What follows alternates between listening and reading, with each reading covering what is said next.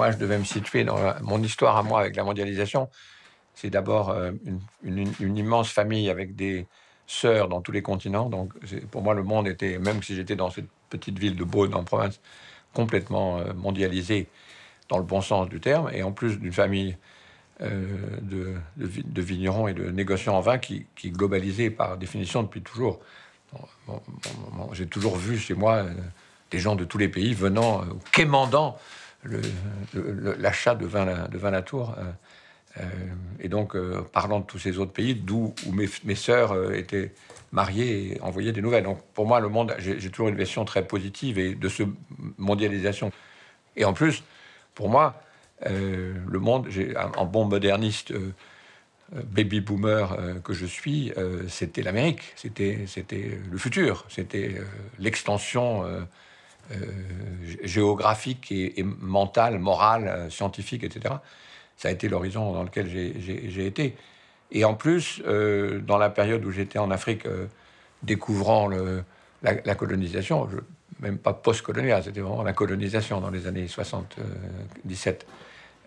J'ai découvert cet autre, à l'époque, c'était l'époque de l'anti-Édipe, disons les grands mouvements, disons de ce qu'on peut appeler le capitalisme quand il était encore dans sa phase d'expansion. Tout ça a basculé en 89, évidemment. J'ai commencé à m'intéresser à la question écologique sérieusement. Et donc, depuis ce temps-là, mon optimisme et mon sentiment de Beaunois ayant accès à ce monde, évidemment, s'est un peu transformé. Et quand ce monde est devenu planète, et planète agitée, là, la gamme de sentiments que représente le monde a encore changé. Et encore changé au moment des élections récentes du Brexit et de Trump, parce que quand même ce monde-là était tiré par l'Amérique, il était tiré par comme le dirait Schmitt, par le marché mondial à la mer, disons, le grand horizon dans lequel la modernisation s'est faite. Et que ces deux grands pays nous ayons abandonnés, pour moi, ça change complètement l'horizon au sens mondial. C'est ma version à moi de l'accès au monde. Mais évidemment, c'est une expérience tout à fait... Enfin, elle est à la fois individuelle et elle est celle d'une génération. Aller aux États-Unis et ne plus y reconnaître l'horizon mondial que j'ai connu pendant 50 ans quasiment, ça m'a fait un coup. La dernière fois que j'y étais et que je suis arrivé dans l'Amérique de Trump, brusquement, c'était plus ça. C'était plus... enfin, on sort de la France et on arrive à cet horizon. Maintenant, on passe d'un pays à un autre pays, disons. Pour moi, la mondialisation, outre la mise en présence d'espaces et de cultures différentes, une espèce de transversalité qu'on pourrait imaginer comme ça, je la verrais plutôt en fait comme une sorte d'occidentalisation du monde. Ce serait l'adoption par les espaces, les régions diverses du monde, finalement d'un mode de vie occidental, d'une manière de penser l'économie occidentale, de rapports humains de plus en plus occidentalisés. Et ça n'est jamais dit ainsi. Et peut-être que c'est parce que ce n'est jamais dit de cette façon et que je le comprends moi de cette manière que je ne travaille pas dessus tellement. Comme si j'observais des astres lointains, d'essayer de voir les changements du monde au XXIe siècle. Et donc, de ma fenêtre, par exemple, je prends une situation un peu romanesque. Je suis dans un hôtel, et de ma fenêtre, pas trop, parce que parfois les hôtels sont très... mais au 8e étage, et je verrai un carrefour, et je serai là, et j'essaierai de voir le monde d'aujourd'hui, du début du XXe siècle, en train de changer. Eh ben, je pense que à un carrefour à Guangzhou, je serais bien placé. Et même, je dirais, je pourrais voir sur 15 ans, entre 2001, où il y avait encore ce côté très rural, où je voyais les vélos, les mobylettes, les gens qui passent, et ces choses se transformaient très vite, presque visuellement. Je vois les immeubles en construction, j'ai même photographié parfois des immeubles qui étaient des carcasses, et je revenais où il y avait rien, 5 ans plus tard, c'était une carcasse de béton. 5 ans plus tard, c'était déjà un quartier nouveau. Et ça, c'est très étonnant. On a pu le vivre, j'ai pu le vivre à Berlin aussi d'une certaine façon. Mais en Chine, je dirais presque que on peut percevoir visuellement la mondialisation et la façon dont le monde du 21e siècle se construit. J'ai une image qui me vient parce qu'il se trouve là que j'ai voyagé pendant un mois sur les voies navigables dans l'est de la France et en Allemagne. Et sur le Rhin, tout d'un coup, c'est un spectacle très frappant, quoi. Ce sont ces énormes bateaux qui sont très, très grands sur le Rhin, quelquefois jusqu'à 200 mètres de long, chargés de conteneurs, et avec les noms des marques. Alors il y a Costco, les Chinois, il y a d'autres Chinois, je ne sais plus comment ils s'appellent, il y a Maersk, il y a CMA, tout ça. On voit ces énormes trucs, c'est vraiment des châteaux forts comme ça qui avancent assez vite sur le Rhin et avec des choses qui viennent de tout, surtout d'Asie, et qui vont ensuite se répandre dans toute l'Europe. Alors voilà, c'est cette image-là, disons, et cette espèce de... je ne suis pas un admirateur du commerce international. Néanmoins, il y a quand même quelque chose, il y a une espèce de puissance qui impressionne, quoi. Voilà, on se dit, ce machin-là, cette espèce d'énorme caisse de ferraille était il y a 2 mois à Wuhan, elle sera dans 3 jours à Lyon ou à Munich, etc. Voilà. On se sent... c'est une idole, quoi. C'est une grande idole. Mais ça n'est pas mon idole. Mais...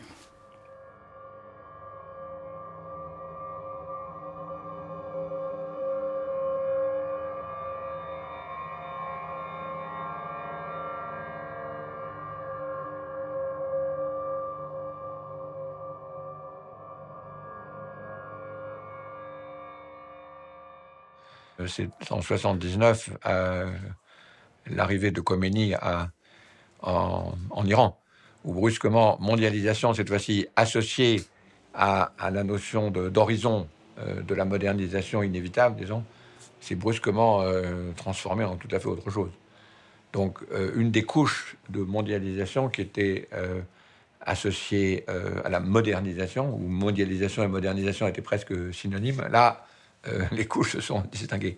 Ensuite, quand mondialisation a commencé à vouloir dire planète en agitation, donc c'est le moment où la question du climat est arrivée de façon vraiment dramatique, disons, probablement pour moi au tournant des années 2000, au moment où les COP, les conférences sur le climat devenaient un peu plus, disons, intenses.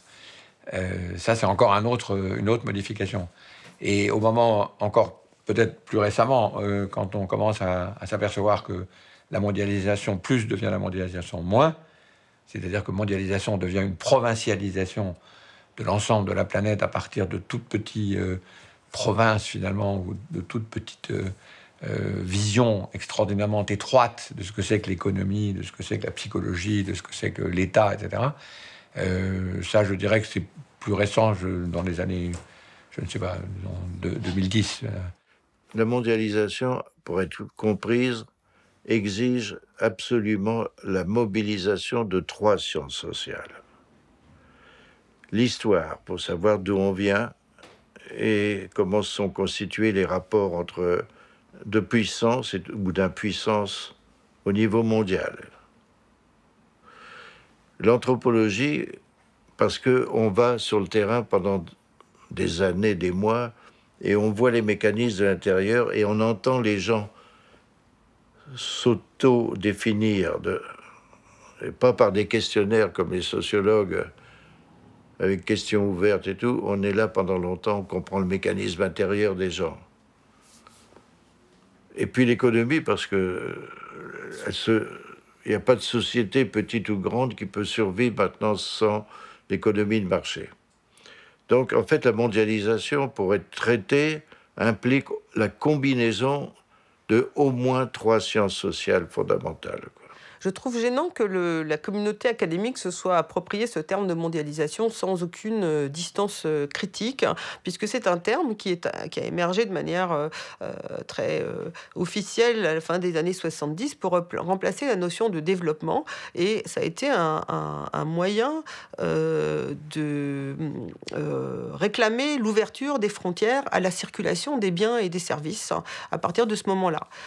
Donc, exit le développement, et donc maintenant c'est la mondialisation. Alors derrière la mondialisation, il y avait toute une idéologie du métissage des cultures, de l'égalité, qui en fait est fortement démentie par ce qu'on peut observer de ces phénomènes. En même temps, en étudiant des phénomènes de mondialisation culturelle, je ne vais pas tomber non plus dans la caricature inverse de dire que ça n'est que un phénomène d'impérialisme culturel américain, même si on peut observer des choses qui confirment cette thèse. Et la globalisation est souvent prise pour la mondialisation.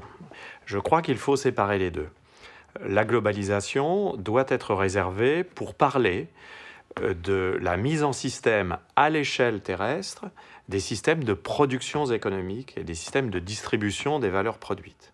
Donc la globalisation est en quelque sorte le concept qu'on peut utiliser pour décrire ce qui se passe dans le champ de l'économie. C'est très important, mais ça n'est pas suffisant pour caractériser ce processus de mondialisation, qui pour moi est plus ample et plus général, et que je définis comme ce qui résulte de l'urbanisation généralisée des sociétés partout sur Terre.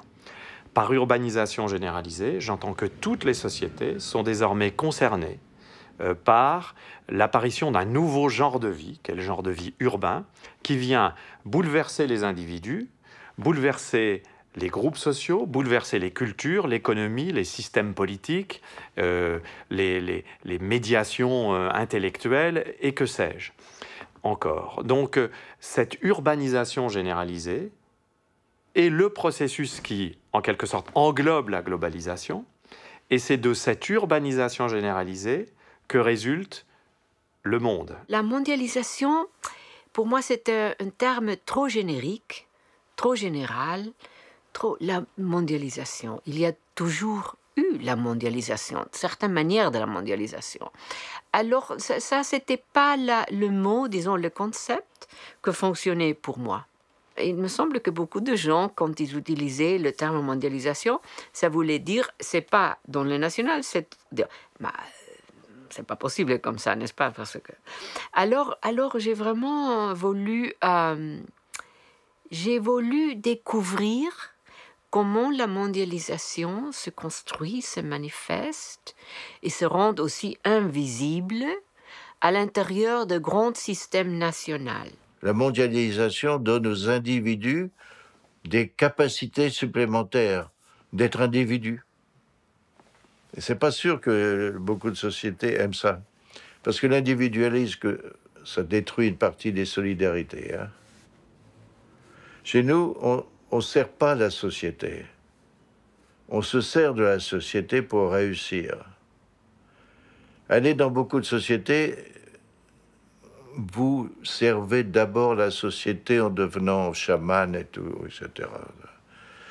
Donc les Occidentaux, on pèse beaucoup parce qu'on touche par notre individualisme, on touche des trucs qui reproduisaient la société en même temps que l'individu, quoi. L'individu, en se reproduisant, reproduisait la société, quoi. Tandis que nous, on peut se délier de ça, quoi.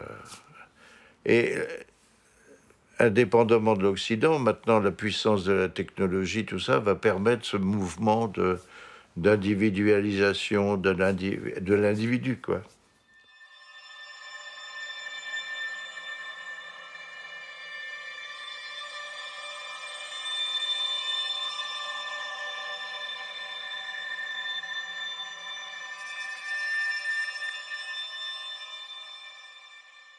Oui, incontestablement, la mondialisation s'accompagne d'une production de générique, en quelque sorte. La mondialisation est un processus générique. par générique, il faut entendre qu'il y a incontestablement une diffusion de standards, de type relativement standardisés, dans le domaine de l'architecture, dans le domaine des paysages, dans le domaine de l'organisation des entreprises, dans le domaine des productions télévisuelles, dans le domaine de la nourriture, dans le domaine du vêtement, dans le domaine des activités physiques, sportives, culturelles et ludiques. Incontestablement, des standards se diffusent. Et cette standardisation, elle procède de la mondialisation considérée comme une urbanisation, parce que cette standardisation va dans le sens de l'intérêt des marchés, et notamment des marchés urbains. Et là, la standardisation est le phénomène qui nous permet de voir la globalisation économique à l'œuvre à l'intérieur du processus de mondialisation. Mais si l'on observe les choses d'un peu plus près, on s'aperçoit que dans le même mouvement, dans le même temps, cette généricité, ce développement du générique s'accompagne d'un regain des formes de différenciation. C'est-à-dire que la différenciation du monde en localité, en spécificité, n'a jamais été aussi puissante. On a entendu mondialisation comme l'extension à partir de quelques centres de puissance, disons, d'un tout petit nombre de standards concernant la gestion de la vie de tous les autres humains. Avec en plus ce phénomène nouveau qui est la multiplication des sites offshore, qu'on n'arrive pas bien à la fois financier, mais aussi mental, et dont on s'aperçoit plus récemment qu'ils ont une importance de plus en plus énorme. Donc je pense que du coup, quand on regarde mondialisation et qu'on se dit « Ah oui, mais c'est l'extension d'une vision provinciale du monde, et en plus, par des gens qui sont eux-mêmes, en quelque sorte, sans accroche territoriale », ça change complètement le sens de mondialisation. Au lieu d'être multiplication des visions du monde, elle devient diminution ou soustraction des visions du monde. Moi, je résiste un peu cette notion assez dominante d'une espèce de homogénéisation culturelle. Alors, par exemple, dans mon analyse, c'est très important de faire une distinction entre tous les secteurs consommateurs dans les grandes villes globales, qui est assez, ce sont tous des franchises, et c'est la même chose dans chaque ville. Alors, les gens souvent disent « Ah, c'est la même chose dans tout le monde ». Une autre manière de faire ça, c'est l'architecture. Il y a les aéroports, il y a certains standards qui se répètent par tout le monde. Ça fait partie d'une espèce d'infrastructure de la mondialisation. Mais ça ne veut pas dire qu'il n'y a pas aussi un autre niveau, étant donné toutes ces infrastructures, ces aspects infrastructurels, aussi le franchise, ça je dirais infrastructurel, ça ne veut pas dire qu'il n'y a pas de spécificité, de modalités, etc., qui varient. Alors la partie vraiment vivante de ce qui fait bouger, move, la mondialisation économique, c'est toute une série de différences spécialisées. Même si le bâtiment, même si les règles du jeu sont assez homogénéisées, il y a quand même... Alors, le centre financier New York est radicalement différent de le centre financier Chicago, de le centre financier Francfort. Regardez en Europe, il y a Paris, il y a Londres et il y a Francfort. Ils ont 3 centres financiers très différents. Cette façon de se sentir dans ces lieux type aéroport, les grands hôtels, qui sont les musées, qui sont d'ailleurs des lieux que j'aime beaucoup, que je trouve romanesques, et je les aime beaucoup à la fois, ce qui est rare, c'est des lieux à la fois moi-même, je dirais, en voyageur, et à la fois comme romancier. C'est des lieux très porteurs, parce que c'est des lieux d'aujourd'hui. Les grands aéroports, les grands hôtels, c'est des lieux où j'ai envie à la fois de me promener, où je me sens finalement assez bien, et ce sont des lieux qui sont très emblématiques de la mondialisation et très emblématiques du monde d'aujourd'hui. La tentative d'uniformisation des rêves, des imaginaires. Bon, j'ai lu récemment un manuscrit que je vais publier, d'ailleurs je pense, sur les malls. Ces espèces de gigantesques, ce ne sont même plus des centres commerciaux. Il y a à peu près tout dedans, sauf des cimetières. On peut même se marier dans des malls. On peut dormir à l'hôtel. Il y a des espèces de trucs de soi-disant divertissement, des lacs artificiels, des toboggans liquides, je sais pas quoi. Bon, et puis des milliers de marques qui sont les mêmes, qu'on soit à Pékin ou à Kuala Lumpur ou à Santiago du Chili. J'ai beaucoup voyagé en Chine, j'ai passé beaucoup de temps en Chine et au Japon, et mon attitude était quand même de dire, rien ne m'étonne. Finalement, il n'y a aucune différence. Alors peut-être, évidemment, c'est un peu exagéré, parce qu'il y a certainement des différences, mais mon attitude, je dirais presque conceptuelle ou subjective, ou le point de vue d'écrivain, à l'aide de ne m'étonner de rien et de dire finalement c'est exactement comme chez nous. C'est une des phrases d'autoportrait, on arrive à Tokyo comme à Bastia. La mondialisation est un peu paradoxale dans la mesure où les lieux n'ont jamais eu autant d'importance qu'aujourd'hui. Je constate en tant que géographe que l'attachement et les liens des individus aux lieux n'ont jamais été aussi forts. Il y a ce que j'appelle un regain de l'importance des lieux. Et les hyperlieux sont justement ces endroits du monde où l'on peut observer cette tension entre le générique et le spécifique, entre l'uniformisation et la différenciation. Les gens partagent des valeurs communes, des schèmes de représentation. C'est transmis, tout ça. Ça se modifie avec le temps. Mais dans la mesure où leur identité est accrochée à ça ressurgit, ou ça se réinvente. Donc l'idée d'une homogénéisation où tout le monde est comme les Blancs, c'est grotesque. La preuve d'ailleurs, ce qui se passe dans le monde musulman. Ils mettent la religion en avant contre l'Occident, il ne faut pas se faire d'illusions. Hein? C'est leur identité. Ça leur sert aussi de variable politique, non? Une fille de brahmane de la haute caste qui a été faire ses études à Oxford, ça a coûté un pognon fou, quand elle rentre, ne peut pas choisir son mari quand même. Elle doit se marier dans sa caste et à son niveau. Si vous croyez que ça va se disparaître comme ça parce qu'ils ont des portables, ça n'a pas de sens. Ça n'a pas de sens. Donc tous ces schèmes profonds, ils restent pendant longtemps. Les détruire, c'est détruire profondément les gens, là. C'est les déculturer, quoi. S'industrialiser à tout prix et dans tous les domaines, vouloir tout imiter des réalisations de l'Occident, c'est finalement refuser d'accorder de la valeur à sa propre manière de voir les choses. On peut très bien réfléchir en relisant nos propres archives culturelles à des manières d'adapter, d'adapter les modes de vie anciens, inventer une modernité africaine.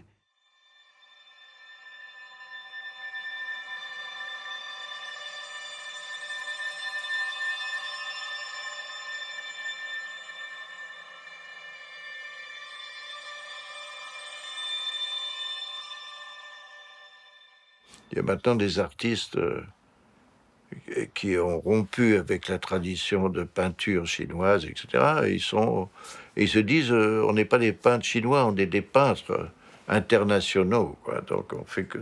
Alors c'est la peinture abstraite, tout ça.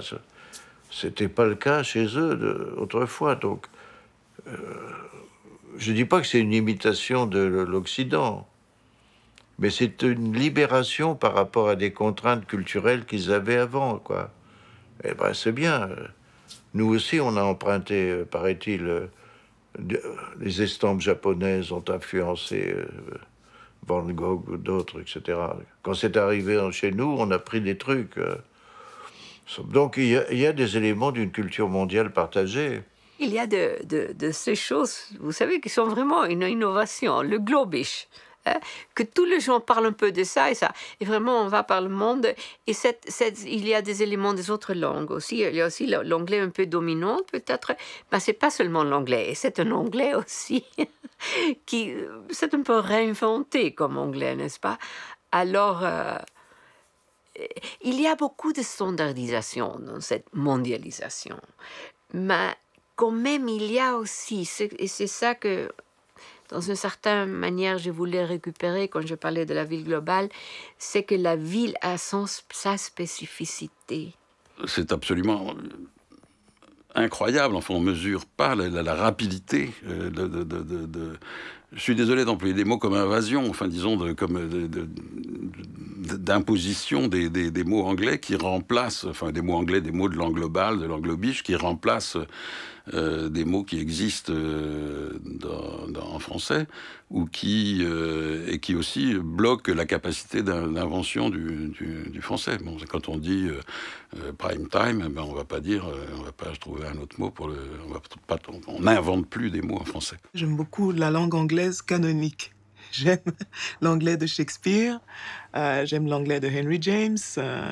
Moi aussi, je peux être heurtée en entendant, déjà, je vis en France, donc déjà d'entendre les Français le parler est quelque chose qui parfois me hérisse. Mais enfin, l'anglais a triomphé et c'est bien pour ça qu'il est voilà, dans cette situation aujourd'hui. On ne triomphe pas sans coup. Beaucoup de gens sont obligés de parler l'anglais, mais ils ne parlent pas l'anglais, ils parlent un infra-anglais, quoi. Mais ça leur permet d'être mondurs. Ils ne peuvent pas tout à fait s'exprimer comme des Anglais, enfin comme des Anglais, comme des anglo-saxons, mais ils peuvent communiquer. Et donc on impose au monde entier de communiquer entre nous dans un infra-anglais, un sous-anglais. C'est fabuleux, quoi. Est-ce qu'on peut se plaindre, lorsqu'on a voulu posséder le monde, d'être possédé par lui? C'est ce qui se passe. Ces altérations de la langue, ces espèces de... même quasi-destruction parfois. Bon, tranquillisons-nous, hein, l'anglais de Shakespeare sera toujours parlé. Il sera peut-être parlé par un petit nombre, mais il le restera. Il fallait réfléchir avant, j'ai envie de dire. Il fallait réfléchir avant au péril que cela pouvait engendrer pour soi-même de vouloir posséder le monde. Et c'est ça le problème des Européens anciens colonisateurs, c'est de s'étonner d'être envahis par ce qu'ils ont voulu eux-mêmes assujettir. Parce que le monde est peuplé et que les êtres humains sont mouvants et que quand on a affaire à de la matière humaine, on ne peut pas tout contrôler. Le pidgin, c'est une langue qui a été inventée pour pouvoir, on peut dire, administrer, contrôler des travailleurs qui venaient de tribus multiples où les langues étaient très différentes.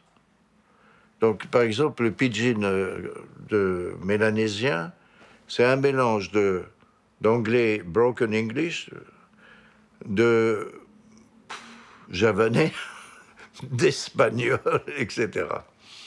Et donc, cette langue, qui est une langue, elle permet de s'exprimer. Moi, je parle pidgin comme le français, quoi. Puis, il y a des métaphores intéressantes. Mais ça permettait, si vous voulez, pour tous les groupes de travailleurs de communiquer entre eux et avec leur patron, si on peut dire, de les diriger, quoi. Donc c'est le produit même de l'expansion coloniale de l'industrie ou de l'économie de plantation, le sucre et tout ça. Et c'est un produit de mondialisation qui commence au XVIe siècle, voilà. On aurait pu penser que la mondialisation allait favoriser une plus grande circulation entre les langues, hein, des traductions. Alors, pour prendre l'exemple des traductions, ce qu'on observe, c'est que si, dans les années 80, 45% des livres traduits dans le monde provenaient de l'anglais, déjà, c'est un phénomène de domination linguistique extrême, puisqu'on aurait pu penser, étant donné que l'anglais est la seconde langue pour beaucoup de personnes, qu'on n'aurait pas besoin de traduire. Donc là, on voit qu'il y a aussi des enjeux économiques. Mais si on regarde ce qui se passe 10 ans après, enfin dans les années 90, eh bien la part des traductions de l'anglais a augmenté et est arrivée à 59%. des traductions dans le monde. Et ce qui a chuté le plus, très nettement, c'est les traductions du russe. Donc après 89, le russe était à 12,5% des traductions dans le monde et est tombé à 2,5%. Le français et l'allemand se sont maintenus autour de 9-10%. Il y a quelques langues qui sont entre 1 et 3% des livres traduits, dont l'italien, l'espagnol. Et puis toutes les autres langues sont en dessous de 1%, y compris le chinois, y compris des langues qui ont énormément de locuteurs. Ce qui montre bien que là, on a un phénomène d'inégalité entre les langues qui n'est pas le reflet ni des communautés de locuteurs, ni même de la production en termes éditorial des différents pays.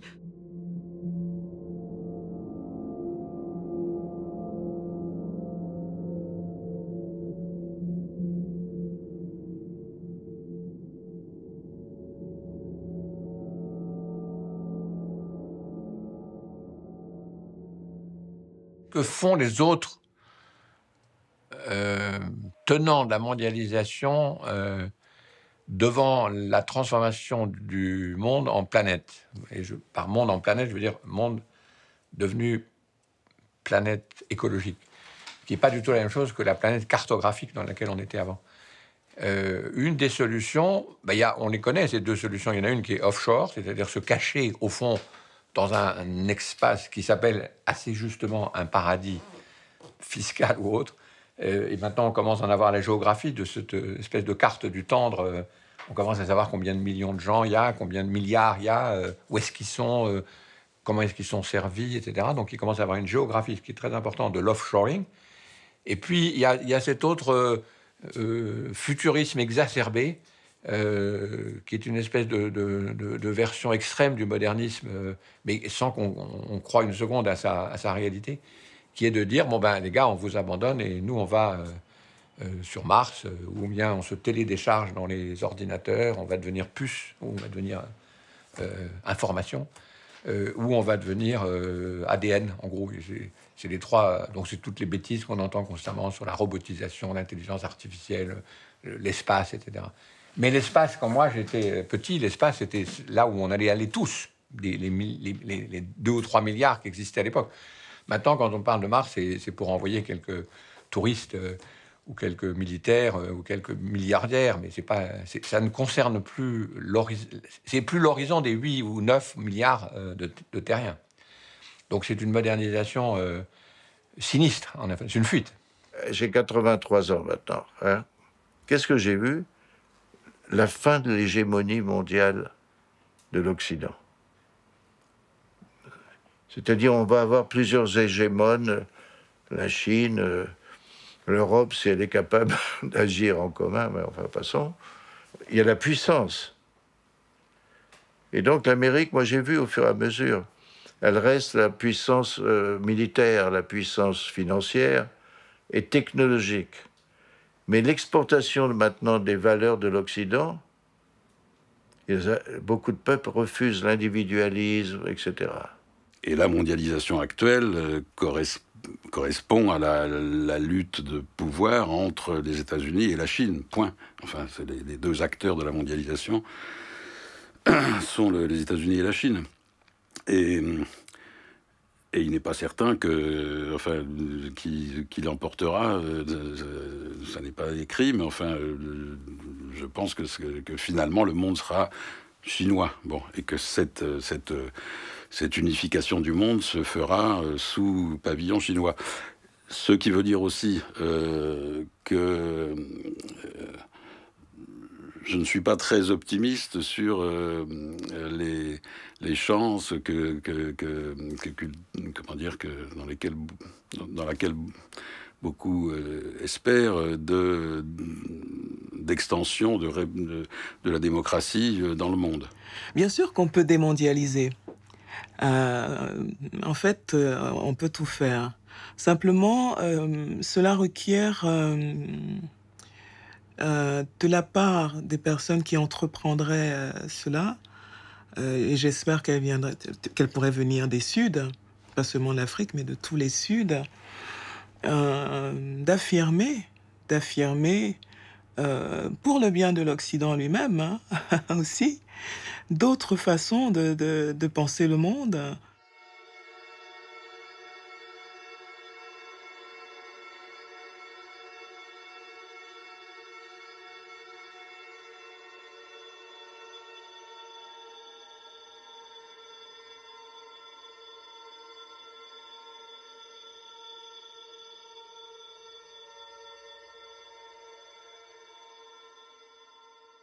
le problème actuel. Je pense que toute la politique qui est de trouver une solution à cette aporie, qui est de reterritorialiser en remondialisant, en quelque sorte.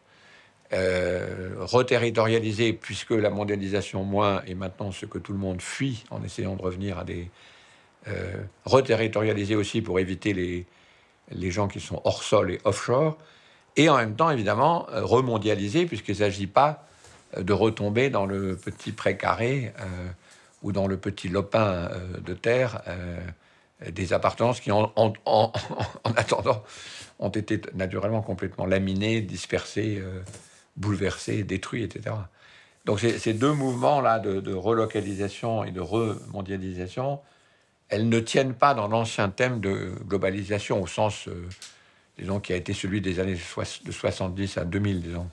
On voit bien que entre l'apparition du monde comme réalité politique, le renouveau du local comme réalité politique, avec tout ce que cela comporte de manifestations d'intérêt pour des questions comme le commun, qui sont des questions qu'on n'avait pas l'habitude d'aborder et qui, pour moi, sont des questions qui montrent justement l'effet de la mondialisation sur le politique. Eh bien, on voit bien que la vieille échelle politique de référence par excellence, qui était l'État-nation, héritage post-westphalien, cette vieille réalité géopolitique, elle est prise en tenaille.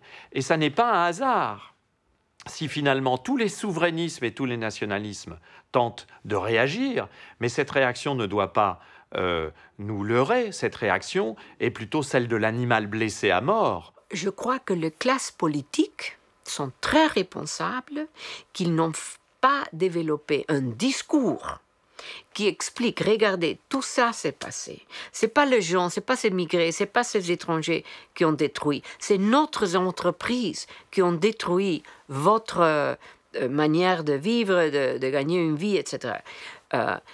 Alors, je trouve vraiment que les classes politiques sont beaucoup plus coupables, même des gens très gentils et sympathiques, hein, mais ils n'ont pas fait le travail dur de trouver une manière d'expliquer une vérité, hein? Une vérité partielle certainement, mais une vérité profonde quand même.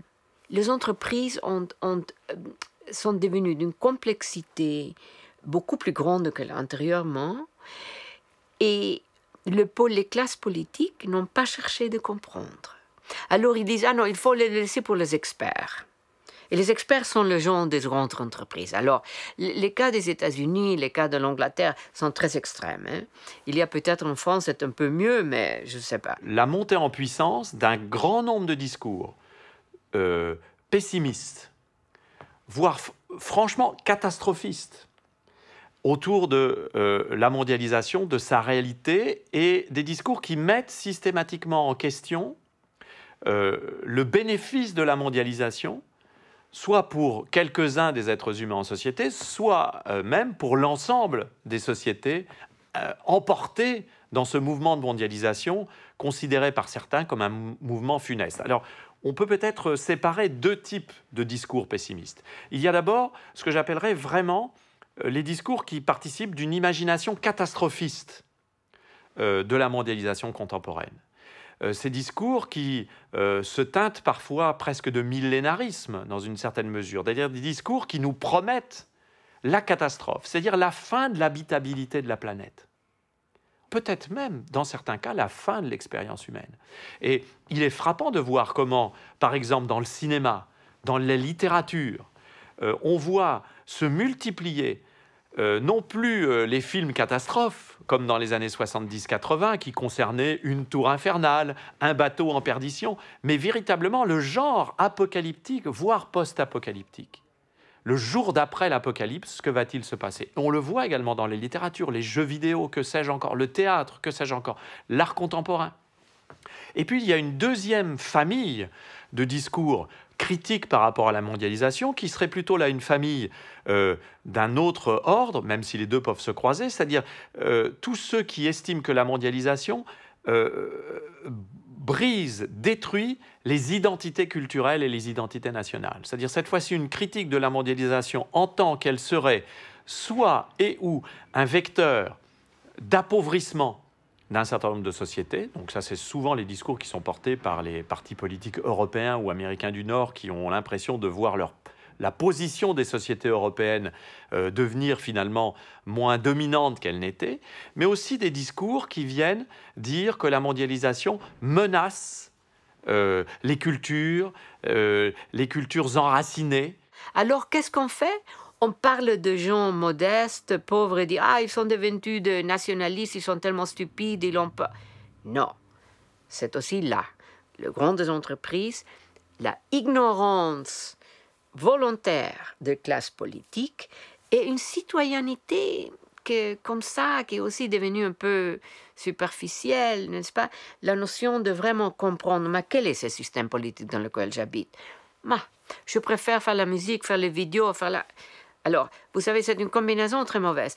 On a eu, historiquement parlant, de moments comme ça, où il y a un secteur avec beaucoup de pouvoir, un secteur pas invasif directement. C'est pas comme le nazi. Hein? Non, c'est comme ça. Les grandes entreprises, oui, on fait tout ça. Alors, on a vraiment un problème.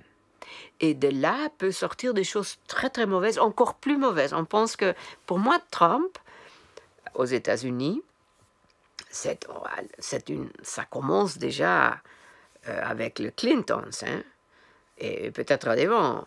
Le Clintons ont détruit, Clinton a détruit la classe moyenne noire, a lancé toute une série de privatisations. Alors Trump, c'est le moment comme ça qu'on ne pouvait pas croire que ça pouvait se passer. Alors je crois qu'on est en crise.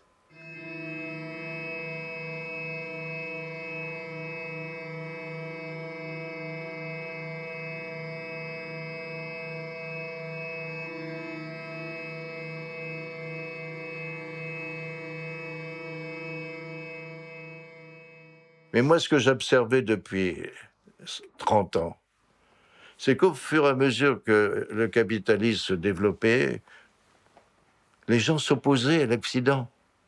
C'était un double mouvement. Sur le plan politique, et les journalistes l'oubliaient, ça.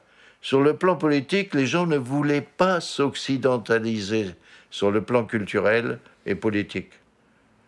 Donc, ils rentraient dans le capitalisme, parce qu'il ne peut pas y avoir d'économie sans rentrer dans le marché maintenant. Mais en même temps, ils voulaient défendre quelque chose, parce qu'ils sentaient que l'occidentalisation du monde mettait en cause leur identité, quoi. Partout, je voyais ça. En Inde, quand je revenais, tout ça. C'est-à-dire se moderniser comme les Occidentaux et de moins en moins s'occidentaliser comme les Occidentaux. Les villes chinoises sont beaucoup plus emblématiques d'aujourd'hui. Alors, je ne connais pas, je ne peux pas exactement comparer, mais sans connaître l'Inde, par exemple, j'imagine que c'est la même chose qu'en connaissant bien, en observant bien les changements qui se passent en Chine, finalement, on les perçoit. C'est des changements qui touchent le monde entier. Et disons que j'étais un témoin privilégié de ces changements. Et ce qui m'a intéressé, c'est, je dirais, à vue d'œil et presque en temps réel. J'ai très vite eu la curiosité du monde. Par exemple, j'ai beaucoup voyagé en Russie. Bon, je continue. Je me souviens que l'impulsion initiale, peut-être, en tout cas c'est comme ça que je reconstitue les choses maintenant, c'était une très grande carte, une map monde, voilà, qu'il y avait dans la maison de ma grand-mère. Et carte que j'ai toujours, et voilà, où on voyait cet immense territoire qui à l'époque était complètement inconnu, pas inconnu, mais enfin où on ne pouvait pas se déplacer, on ne pouvait pas aller. Et j'ai ressenti, très enfant, l'envie de connaître ça, de connaître ce truc-là si grand où j'avais pas le droit d'aller. Donc, oui, puis j'ai écrit un livre qui s'appelle L'Invention du monde, où j'ai essayé de décrire une journée de la planète entière. Ce qui est curieux avec l'invention du monde, à part ça, c'est que je ne veux pas dire que j'étais un précurseur, que je vais demander des droits à Google, mais je l'ai écrit très peu de temps avant que cette espèce de vision panoptique comme ça du monde devienne matériellement possible. Ça a été je n'aurais sans doute pas fait le livre, dire si les moyens techniques aisés m'avaient été donnés, si j'avais eu Google Maps, etc. Il a fallu que j'aille rechercher tout ça, soit par tous ces spectacles du monde, soit par mes voyages, les souvenirs de mes voyages, soit par la presse de ce jour-là que je me suis fait envoyer. Enfin, il fallait que ce soit... C'était un travail de construction, quoi. Il fallait le construire, le monde. Maintenant, il est donné. Je pense que le monde est un objet contemporain, justement parce que l'avènement du monde ne peut pas se passer de la réflexivité. C'est-à-dire, nous avons conscience que le monde se construit, que nous le construisons par nos actes, et nous avons conscience que ce monde tel qu'il apparaît nous confronte à des défis socio-culturels, politiques, environnementaux, absolument inouïs et absolument jamais mis devant nous dans les phases précédentes de l'histoire.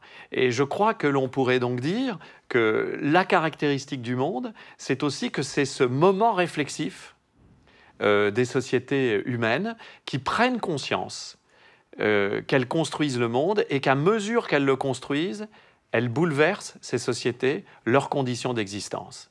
Et peut-être que c'est là où on peut faire le lien entre mondialisation et anthropocène.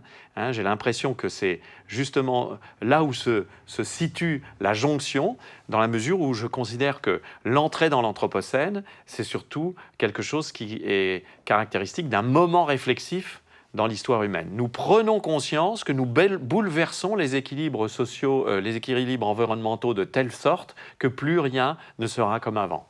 Pour moi, l'anthropocène, on l'a fait. C'est la destruction.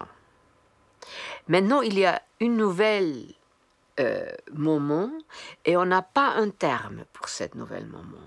Parce que ce n'est pas suffisant de dire environmentalist. C'est beaucoup plus profond que ça et beaucoup plus marqué par une différence, n'est-ce pas? Alors, moi, je sais qu'on utilise anthropocène pour capturer le... Mais l'anthropocène a été la destruction. Et on l'a fait.